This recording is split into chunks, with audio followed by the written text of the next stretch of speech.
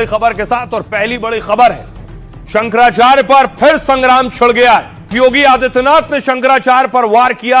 विधानसभा में थे योगी और उनके निशाने पर थे अविमुक्तेश्वरानंद। हर व्यक्ति हर पीठ के आचार्य के रूप में जाकर के जहां तहां वातावरण खराब नहीं कर सकता। उन मर्यादाओं का पालन सबको करना होगा। और अगर वो शंकराचार्य थे तो क्यों आप लोगों ने लाठीचार्ज किया था वाराणसी में? क्यों एफआईआर लॉन्च किया था? आप नैतिकता की बात करते हैं। हम लोग मर्यादित लोग हैं, कानून का शासन पालन करना भी जानते हैं, पालन करवाना भी जानते हैं। दोनों चीजों को एक साथ लागू करवाना जानते हैं। दूसरी तरफ शंकराचार्य पर बहुत बड़ा आरोप लग गया है, यौन शोषण का आरोप। शंकराचार्य अविमुक्तेश्वरानंद पर नाबालिगों से यौन शोषण के आरोप लगे हैं। ये तस्वीरें आप देख रहे हैं, दो बच्चे जिन्हें कोर्ट में आज पेश किया गया था। इन दोनों बच्चों की कोर्ट में आज गवाही हुई है।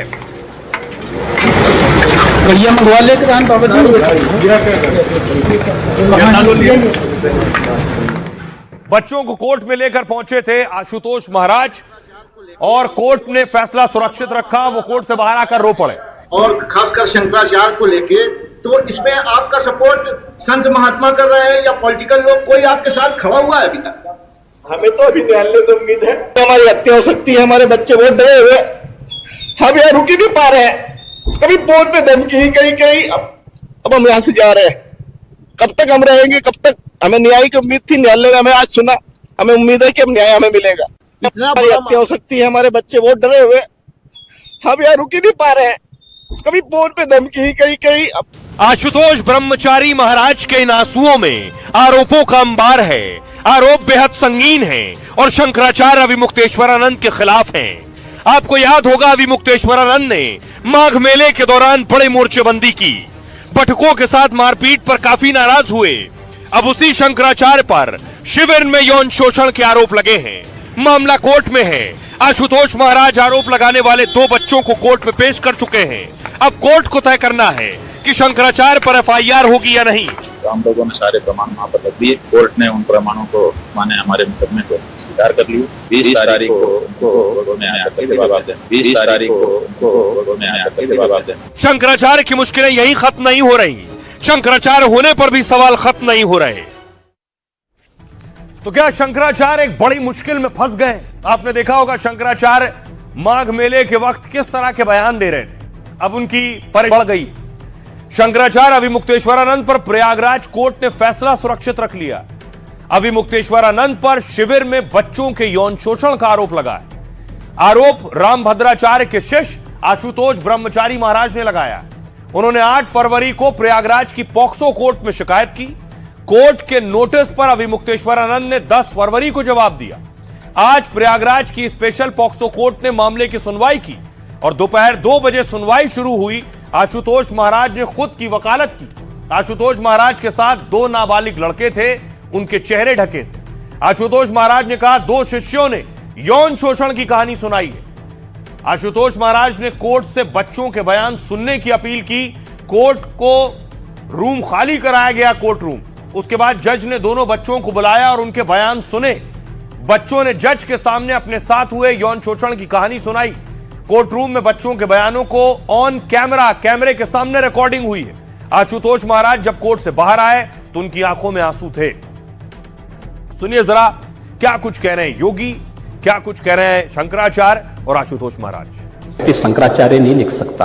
हर व्यक्ति हर पीठ के आचार्य के रूप में जाकर के जहां तहां वातावरण खराब नहीं कर सकता। उन मर्यादाओं का पालन सबको करना होगा। और अगर वो शंकराचार्य थे तो क्यों आप लोगों ने लाठीचार्ज किया था वाराणसी में? क्यों एफआईआर लॉन्च किया था? आप नैतिकता की बात करते हैं। 4.5 करोड़ श्रद्धालु जहां पर आए हों, जहां से श्रद्धालु बाहर निकल रहा है स्नान करके, उस मार्ग से किसी को बाहर निकलने का कोई वो नहीं, क्योंकि उससे अंदर जाने का कोई प्रयास करता है तो एक नए स्टैम्पेड को जन्म देता है, वहां पे नए भगदड़ को जन्म देता है, श्रद्धालुओं के जीवन के साथ खिलवाड़ करता है। एक जिम्मेदार और मर्यादित व्यक्ति कभी इस प्रकार का आचरण नहीं कर सकता। हम यही कहना चाहेंगे कि धर्म के मार्ग में जब कोई चलता है तो उसके ऊपर अधर्मी तरह तरह के आरोप प्रत्यारोप आक्षेप लगाते हैं, लेकिन जो धर्म के मार्ग पर है उसको इससे कोई प्रभाव नहीं पड़ता है। हमारी हत्या हो सकती है, हमारे बच्चे बहुत डरे हुए, कभी फोन पे धमकी कहीं कहीं। अब हम यहाँ से जा रहे हैं, बच्चों के साथ कुकर्म होता है, यौन शोषण होता है, लैंगिक अपराध होता है। मुकुंदानंद जो उनका प्रिय शिष्य है उसके साथ करते हैं और वो बच्चों को दिखाते हैं, देखो जब मैं करा रहा हूँ तो यही गुरु सेवा है। सार्वजनिक रूप से ऐसी सीडी भी उपलब्ध कराएंगे जो पूरी की पूरी बच्चों के साथ कुकर्म किया गया है। तो एक बच्चा नहीं है, 20 से अधिक बच्चे हमारे पास संपर्क में हैं। तो बच्चों ने हमें सारी घटना बताई तो हमें भी बहुत घिनौना अपने अंदर महसूस हुआ कि क्या सनातन धर्म में इस तरह के लोग हैं। अभिमुक्तेश्वर से गलत काम कराया जाता था, बच्चों को दिखाया जाता था कि इस तरह सेवा होती है। जिनके माता पिता भी नहीं होते हैं उनके साथ ऐसा कुकर्म इन लोग करते हैं। तमाम बहुत सारी चीजें हैं, सीसी कैमरे हैं और कॉल डिटेल्स है। धमकी लगातार फोन पे दी जा रही है, मुकदमा वापसी के लिए दी जा रही है, बच्चों को उठाने की जा रही है, हथियार हमें दिखा के धमकी दे रहा है। गौ माता की रक्षा की एक दृढ़ आवाज हम उठा रहे हैं। जो इस समय की सरकारें हैं, चाहे वो प्रदेश की हों चाहे देश की हों, वो गौ माता की रक्षा के लिए आगे आना नहीं चाहती हैं। ऐसी परिस्थिति में हमारे द्वारा उठाए जा रहे स्वर को बंद करने का उनके पास कोई तरीका ही नहीं है। इसीलिए वो इस तरह की नीच हरकत अपने लोगों के माध्यम से करवा रही हैं। अभिमुक्तेश्वरानंद योगी पर अटैक कर रहे थे और योगी आदित्यनाथ आज कहां थे? योगी आदित्यनाथ पहुंचे आज उत्तर प्रदेश विधानसभा। ये तस्वीर है।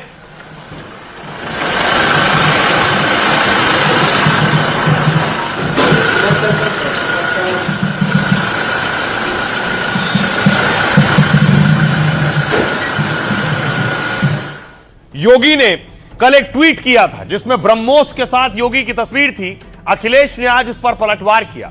अखिलेश ने, देख रहे हैं, उस पर लिखा है कि क्या बुलडोजर की जगह ब्रह्मोस भेजेंगे।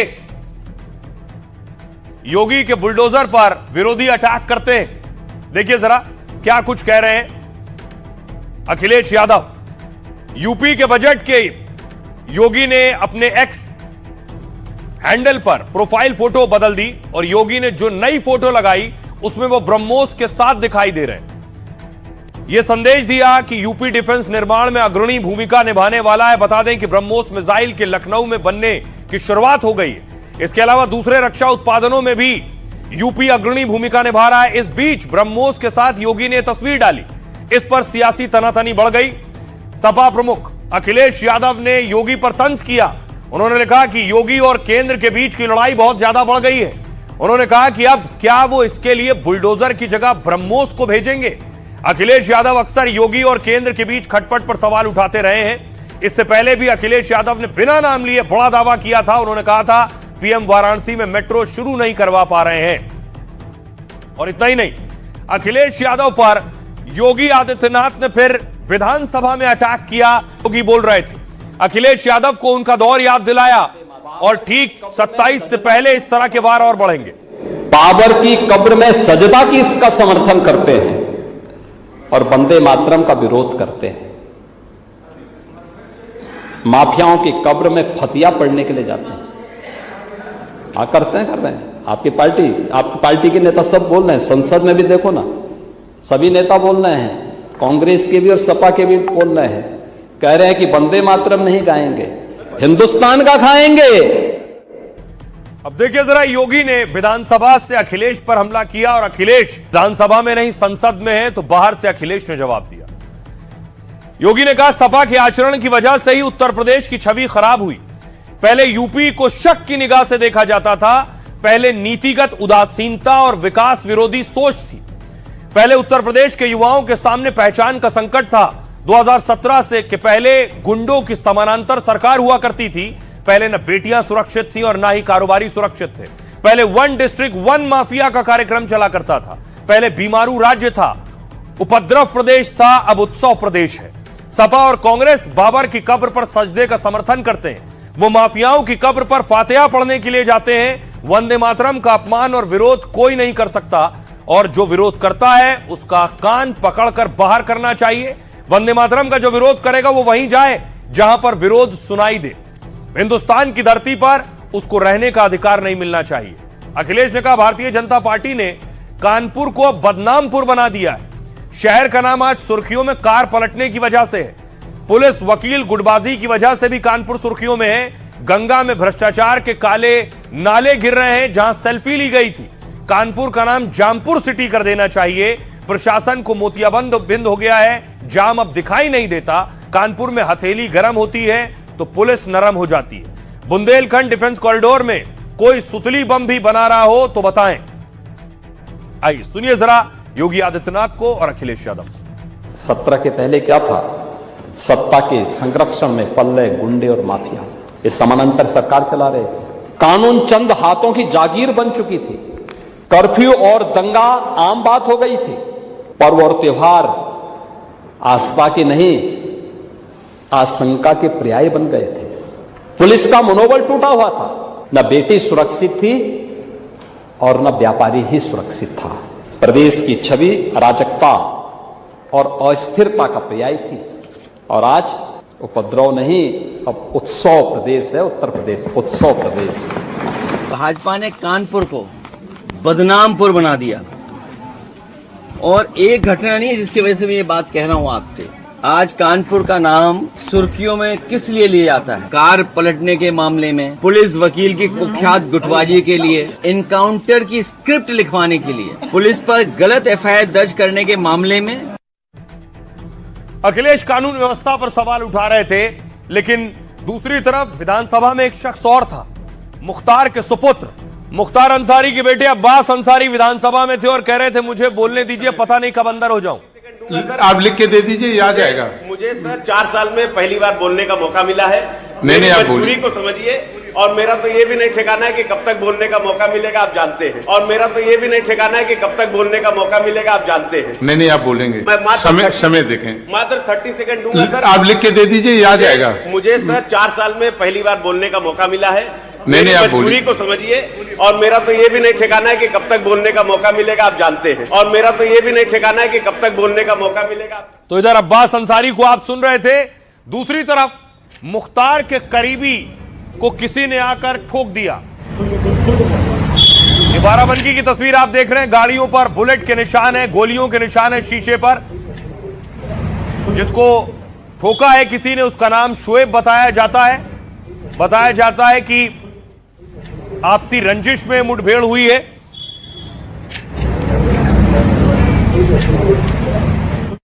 और उसके बाद शुएब की बॉडी दरअसल इसी गाड़ी में थी, यही गाड़ी चला रहे थे। उसके बाद पुलिस पहुंची है। पुलिस ने शुएब को बाहर निकाला है गाड़ी से।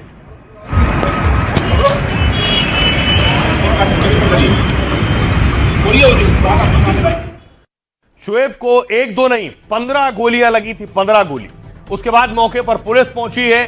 पुलिस ने उस पूरे हिस्से को सील किया है और सबूत इकट्ठा किए। वहां बहुत सी बुलेट थी, गोलियों के खोखे थे, वो सारी चीजें पुलिस ने सबूत के तौर पर इकट्ठा की हैं।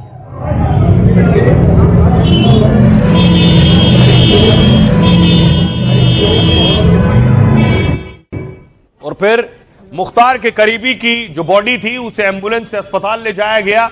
अब उसका पोस्टमार्टम होगा।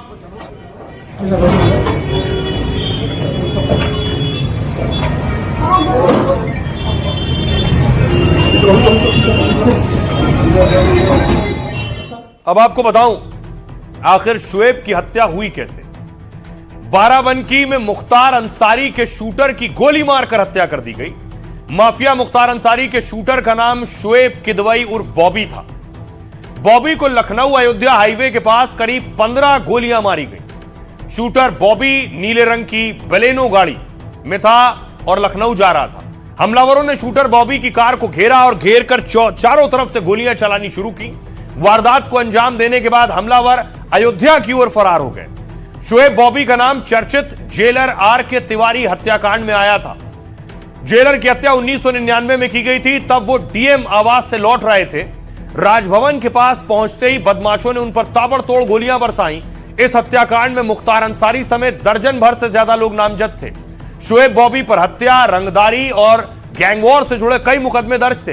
फिलहाल यह पता नहीं चल पाया है कि बॉबी पर गोलियां किसने चलाई हैं, लेकिन मुख्तार की मौत के बाद गैंग में वर्चस्व की लड़ाई चल रही है अंदर खाने। सुनिए जरा योगी आदित्यनाथ क्या कुछ कह रहे हैं और बाराबंकी के एसपी क्या कह रहे हैं। लेकिन उत्तर प्रदेश में सेफ सिटी के लक्ष्य को 17 नगर निगम समेत गौतम बुद्ध नगर जनपद में हम लोगों ने लागू कर दिया है। हर जिला मुख्यालय में भी सीसीटीवी कैमरे की coverage, integrated command and control centre के माध्यम से उसकी मॉनिटरिंग, ये सभी चीजें आज यूपी के अंदर, और Uttar Pradesh special security force का गठन भी उत्तर प्रदेश में हुआ है। ये कुछ जो गोलियां हैं वो बॉडी पे है, कुछ बाहर मिले हैं, करीब अभी 6-7 राउंड हम लोगों को मिले हैं। तो वो सारे फॉरेंसिक टीम ने अभी मुआयना किया है, उसके बाद जो उसकी रिपोर्ट आ जाती है उसके बाद हम पूरा। और अभी तक की जो जानकारी हुई है, ये जो व्यक्ति है ये अभी हमारे थाना कोतवाली का एचएसबी है और पहले मुख्तार अंसारी गैंग से जुड़ा रहा है। इस पे जो है 5 मुकदमे अभी तक हमारे रिकॉर्ड में पाए गए हैं, बाकी की भी जानकारी की जा रही है। और आइए खबरों में आगे बढ़ते हैं। आज की एक और बड़ी खबर है, आपको लिए चलता हूं प्रधानमंत्री नरेंद्र मोदी के नए ऑफिस। कैसा है पीएम मोदी का नया ऑफिस। प्रधानमंत्री नरेंद्र मोदी ने आज अपने नए ऑफिस का उद्घाटन किया। ये आप तस्वीरें देख रहे हैं जब उनका काफिला पहुंचा सेवा तीर्थ।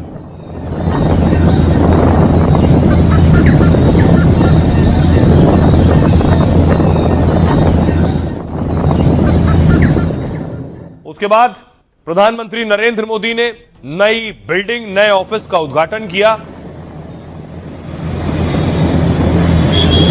ये सेवा तीर्थ की नई बिल्डिंग आप देख रहे हैं। अब पीएम मोदी और सरकार का काम इसी इमारत से चलेगा।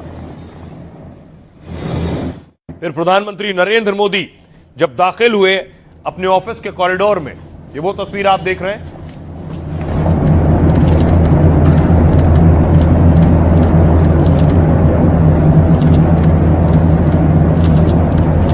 और अब बड़ी चीज, प्रधानमंत्री नरेंद्र मोदी ने अपने नए ऑफिस में पहली साइन की हुई फाइल जो है वो कौन सी है, ये मैं आपको बताऊंगा। ये तस्वीरें देख रहे हैं, नए ऑफिस में प्रधानमंत्री मोदी बैठे और आज से ही काम शुरू कर दिया। पहली फाइल जो साइन की है वो भी देश के लोगों से जुड़ी, नागरिक और युवाओं से जुड़ी है। तो प्रधानमंत्री ऑफिस का नया पता अब सेवा तीर्थ हो गया है। सेवा तीर्थ से पीएम मोदी ने आज पहली फाइल पर दस्तखत किए। इसमें महिलाओं, युवाओं और कमजोर नागरिकों के लिए कई फैसले लिए गए। दुर्घटना पीड़ितों को 1.5 लाख तक कैशलेस इलाज का ऐलान है। पीएम राहत स्कीम के तहत इलाज की व्यवस्था की जाएगी।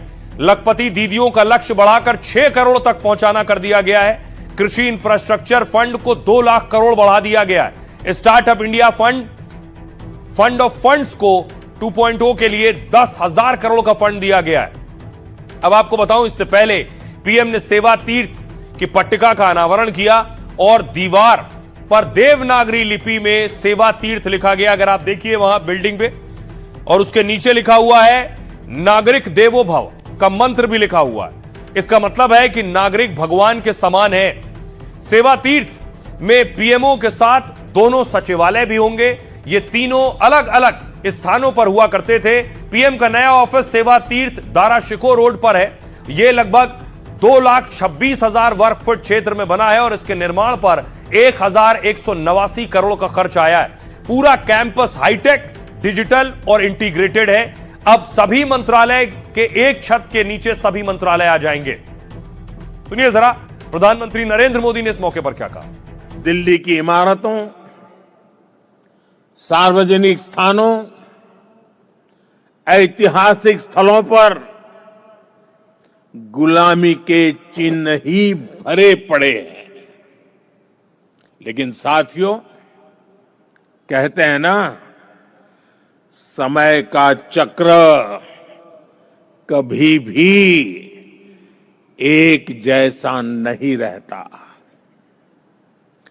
2014 में देश ने तय किया कि गुलामी की मानसिकता अब और नहीं चलेगी। तो प्रधानमंत्री ने अंग्रेजों के, मुगलों के दिए बहुत से नाम बदल डाले, गुलामी की मानसिकता से देश को बाहर निकाला। ये जो आप तस्वीर देख रहे हैं, यही होता था पहले पीएम मोदी का ऑफिस। इसे नॉर्थ ब्लॉक और साउथ ब्लॉक के नाम से जाना जाता था। यहां से जो सीधा रास्ता जा रहा है वो राष्ट्रपति भवन की तरफ जाता था और दूसरा छोर इंडिया गेट की तरफ जाता था। साउथ ब्लॉक में पीएम मोदी का ऑफिस था, वो ऑफिस अब शिफ्ट हो गया है सेवा तीर्थ में। आज प्रधानमंत्री नरेंद्र मोदी ने अपने उस ऑफिस में आखिरी कैबिनेट बैठक भी ली है, मंत्रियों से मिले पीएम मोदी।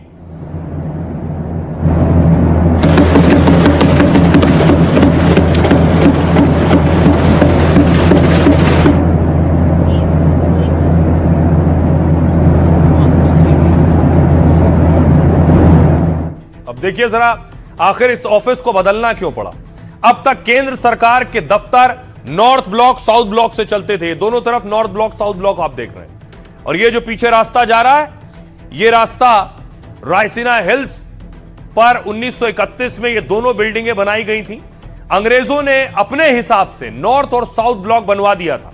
ब्रिटिश वास्तुकार हर्बर्ट बेकर ने इसे डिजाइन किया था और सालों बाद ये इमारतें पुरानी और जर्जर हो गई।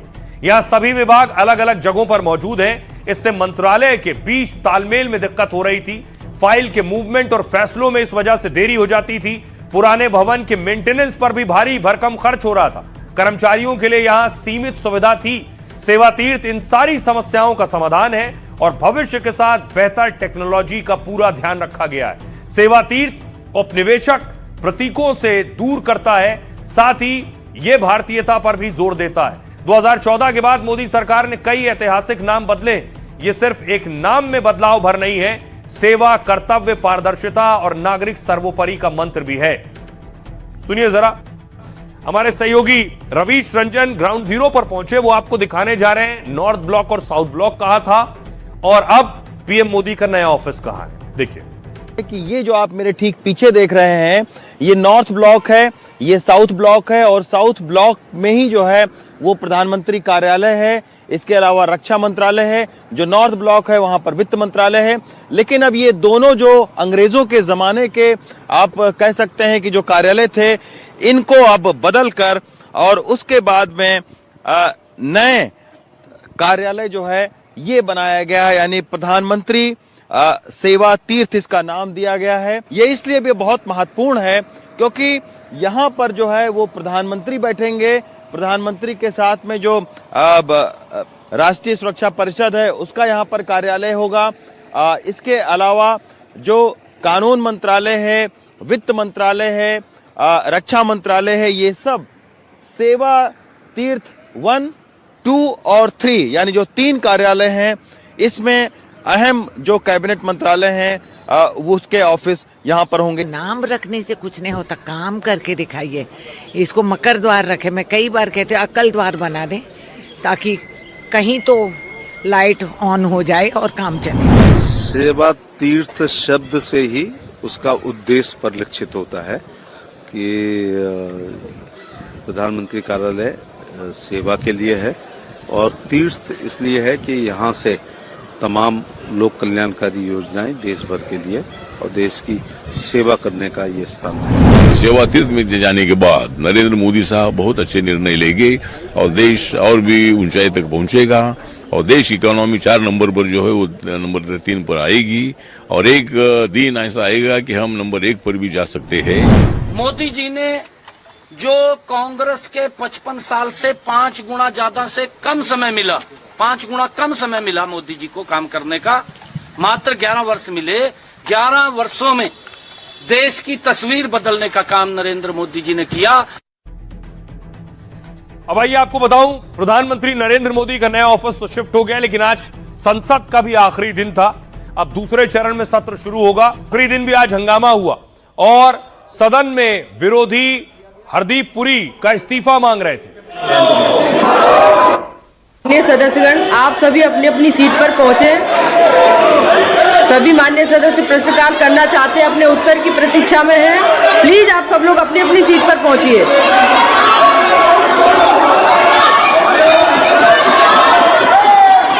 सभा की कार्रवाई 12 बजे तक कार्रवाई स्थगित हुई। उसके बाद सांसद सदन के बाहर आकर प्रदर्शन करने लगे।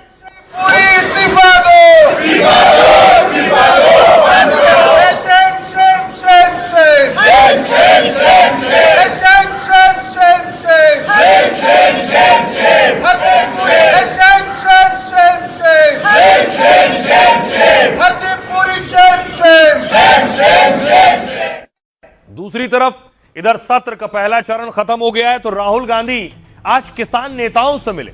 भारत और अमेरिका के बीच जो डील हुई है, राहुल गांधी उसमें सवाल उठा रहे हैं कि किसानों के हक के लिए नहीं है, इसलिए राहुल गांधी आज किसान नेताओं से मिले हैं और राहुल गांधी बड़े आंदोलन की तैयारी में है, जो किसानों का आंदोलन हो और सरकार विरोधी हो। देखिए जरा क्या है तैयारी। भारत अमेरिका डील पर तनातनी के बीच किसानों से मिले राहुल। संसद में प्रमुख किसान संगठनों के साथ राहुल ने मुलाकात की।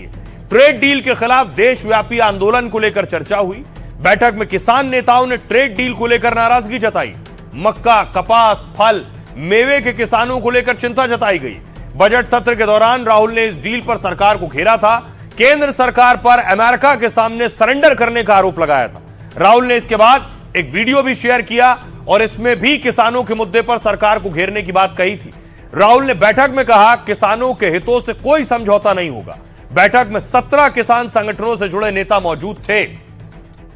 सुनिए जरा राहुल गांधी क्या कह रहे हैं और किसान नेता क्या कह रहे हैं। आप कुछ भी करना है कर लो, मैं किसानों के साथ खड़ा हूं, 1 इंच पीछे नहीं हटूंगा। कांग्रेस प्रेसिडेंट खारगे जी, मैं और पूरी कांग्रेस पार्टी, हमारे सब कार्यकर्ता किसानों के साथ खड़े हैं। ये अन्याय हम नहीं होने। तो कहा कि आप पूरे इंडिया लेवल पे आपके अलायंस हैं, आपकी जथेबंदियां हैं, वो भी विधानसभा के अंदर तो किसान जथेबंदियां नहीं है, संसद के अंदर तो किसान जथेबंदियां। संसद और विधानसभा में सड़क पर प्रदर्शन करने को लेकर हम तो कर ही रहे हैं, उनको भी कभी आप भी सड़क पर आए हैं। ठीक है, ऐसे तो सत्ता हासिल नहीं होती, आपको भी लड़ना चाहिए ना। एक आखिरी में लगातार सरकार की तरफ से कहा जा रहा है, तमाम मंत्री कह रहे हैं कि इस डील में अन्नदाता का जो हित है वो सुरक्षित है, चिंता की कोई बात नहीं है। आप इस पर क्या कहना चाहेंगे? देखो, यदि अन्नदाता का हित सुरक्षित होता तो हमें यहाँ तक आना न पड़ता, न सड़क पर लड़ना पड़ता। दिक्कत यही है कि इंडो यूएस डील से यही है कि हमारा जो मार्जिनल फार्मर है वो बिल्कुल मर जाएगा, क्योंकि। और आइए खबरों में आगे बढ़ते हैं। अब आपको लिए चलता हूं पड़ोसी मुल्क बांग्लादेश। बांग्लादेश में नई सरकार सत्ता में आ रही। रहमान को कमान, भारत खुश और पाकिस्तान परेशान।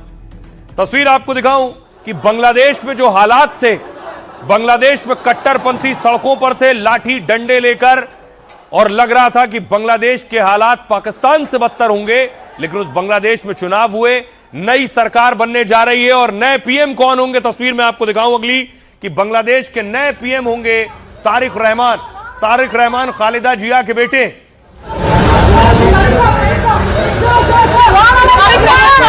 जो यहाँ पे अगले प्रधानमंत्री बनने जा रहे हैं, बांग्लादेश की तस्वीरों को दिखा रहे हैं।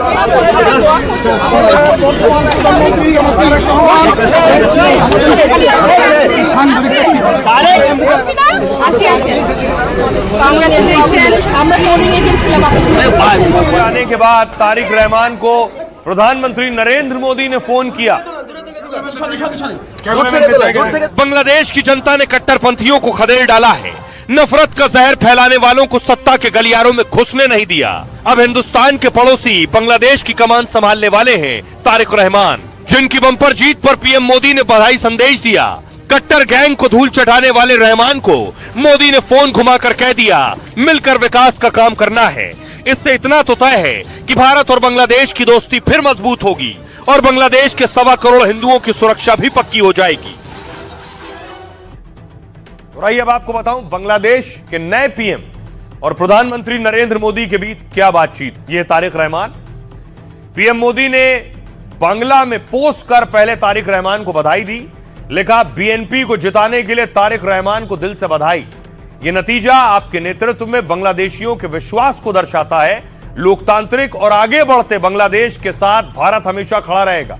मोदी ने कहा, मैं अपने बहुआयामी संबंधों को मजबूत करने और साझा लक्ष्यों को आगे बढ़ाने के लिए मिलकर काम करने को तैयार हूं।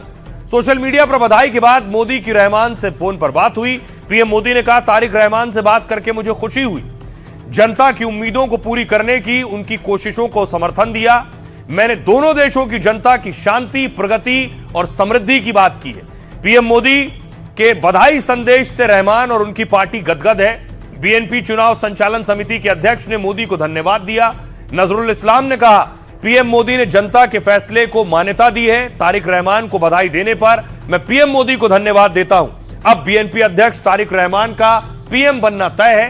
वो कल बांग्लादेश के नए प्रधानमंत्री के तौर पर शपथ ले सकते हैं। इससे पहले रहमान के पिता राष्ट्रपति और मां खालिदा जिया पीएम रह चुकी हैं। 1965 में जन्मे तारिक जियाउर रहमान और खालिदा जिया के बेटे हैं। अब करीब 17 साल के निर्वासन के बाद रहमान को कमान मिल सकती है, क्योंकि रहमान लंदन में रहकर भी अपनी पार्टी बीएनपी का पूरा काम देखते थे। 2018 से वो कार्यवाहक अध्यक्ष थे। मां खालिदा के निधन के बाद वो अध्यक्ष बने। 9 जनवरी को अध्यक्ष बनने के 36 दिन बाद ही अब पीएम बनने वाले। लेकिन रहमान पर पहले 80 से ज्यादा केस थे। उन्हें उम्र कैद तक की सजा हुई थी। 20 साल के लंबे संघर्ष के बाद वो फिर बीएनपी को सत्ता में लाए। अब देखिए, रहमान को भी उम्र कैद की सजा हुई थी, यहां शेख हसीना को भी सजा हो गई है। यानी राजनीतिक विरोध में, प्रतिशोध में भी बांग्लादेश में ऐसी सजाएं होती हैं। सुनिए जरा क्या कुछ कह रहे हैं वहां नजरुल इस्लाम, जो प्रधानमंत्री नरेंद्र मोदी के फोन करने पर बयान दे रहे हैं। Relationship between two neighbouring countries. हम अपनी पार्टी की ओर से उनका धन्यवाद करते हैं। हमें विश्वास है कि हमारे नेता तारिक रहमान के नेतृत्व में दोनों देशों और दोनों देशों की जनता के बीच संबंध और मजबूत होंगे। लोकतांत्रिक देश की जनता के फैसले को पीएम मोदी ने भी मान्यता दी है। हम प्रधानमंत्री नरेंद्र मोदी का धन्यवाद देते हैं।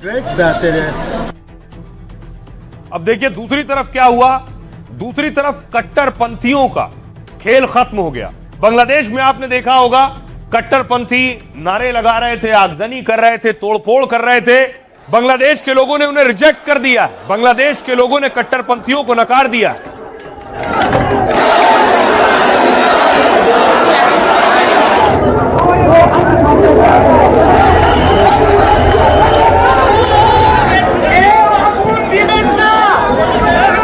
सोचिए, जिस पार्टी ने शेख हसीना को सत्ता से हटाया, हिंदुओं को टारगेट किया, वो पार्टी सत्ता से बहुत दूर रही। सबसे पहले देखिए नतीजे क्या हैं। कुल 299 सीटों पर वोटिंग हुई, चुनाव हुआ, और जब नतीजे आए तो तारिक रहमान की पार्टी बीएनपी को 212 सीटें मिली 299 में से, और जमाते इस्लामी को सिर्फ 77 सीटें मिली। कट्टरपंथी धड़े मिलकर लड़ रहे थे, तब सिर्फ 77 सीट तक पहुंच पाए। बीएनपी गठबंधन को बांग्लादेश चुनाव में धमाकेदार जीत हासिल हुई है। तारिक रहमान की पार्टी ने 2/3 सीटों पर कब्जा किया है। बहुमत के लिए 150 सीट चाहिए थी, लेकिन वो 210 सीट से ज्यादा सीटें जीते। बांग्लादेश में करीब 20 साल बाद बीएनपी की सरकार बनने जा रही, और इस बंपर जीत का श्रेय पार्टी अध्यक्ष तारिक रहमान को दिया जा रहा है। उन्होंने लंदन से लौटकर चंद महीनों में ही जीतकर बाजी पलट दी। उनका हीरो की तरह वेलकम हुआ, और नतीजों में भी वही दिखा है। बांग्लादेश में 35 साल बाद कोई पुरुष प्रधानमंत्री बनेगा। इससे पहले शेख हसीना और खालिदा जिया ही लगातार पीएम रही हैं। अब देखिए जमात का हाल क्या हुआ। शेख हसीना को सत्ता से बेदखल करने वाले चुनाव नतीजे में जीत नहीं पाए।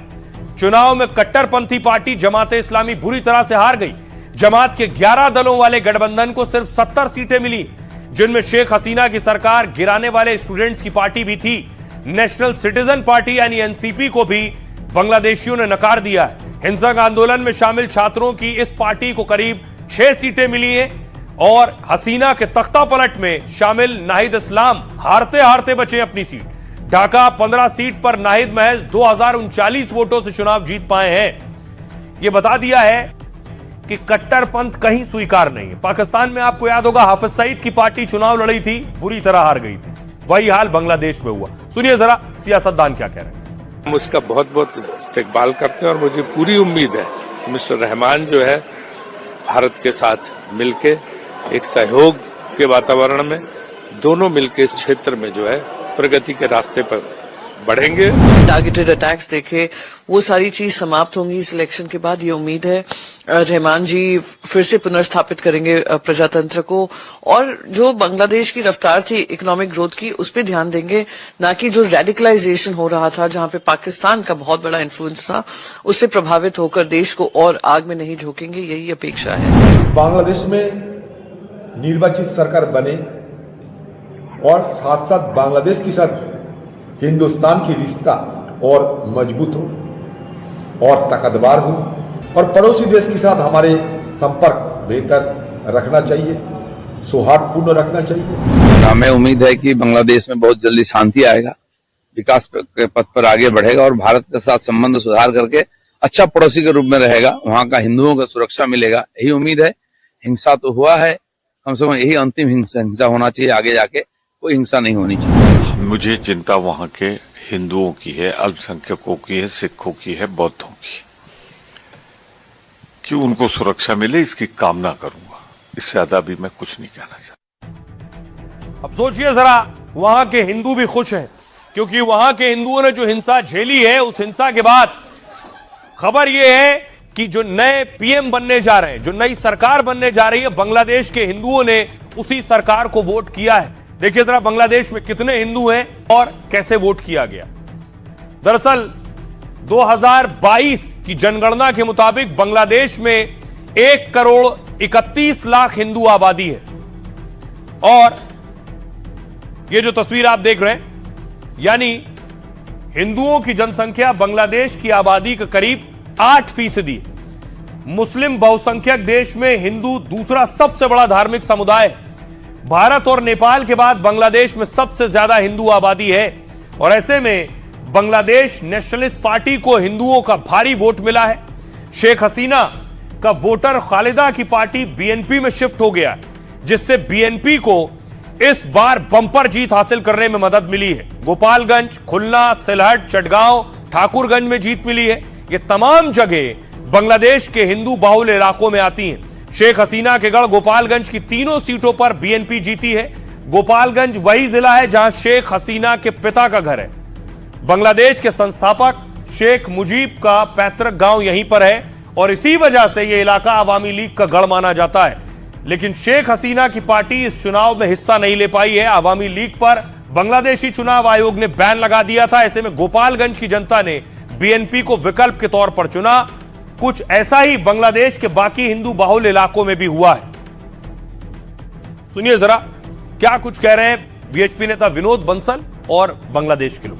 मात्र 2 महीने के अंदर 2 दर्जन हिंदू मारे जा चुके। खैर अभी नई सरकार बनी है और हमें आशा है कि जो नई सरकार है, एक युवा चेहरा भी सामने आया और जो मेरा पड़ोसी जिस लोकतांत्रिक राह से कहीं भटक गया था, मुझे आशा करनी चाहिए, हमें सबको आशा करनी चाहिए कि अब उस मानसिकता से बाहर निकलेगा। हम बेहद खुश हैं। हम काम करना चाहते हैं, खाना चाहते हैं। उनके लिए दुआ करते हैं कि वे देश को समृद्धि की ओर ले जाएं। हम यही चाहते हैं और कुछ नहीं। हम काम करके खाना चाहते हैं।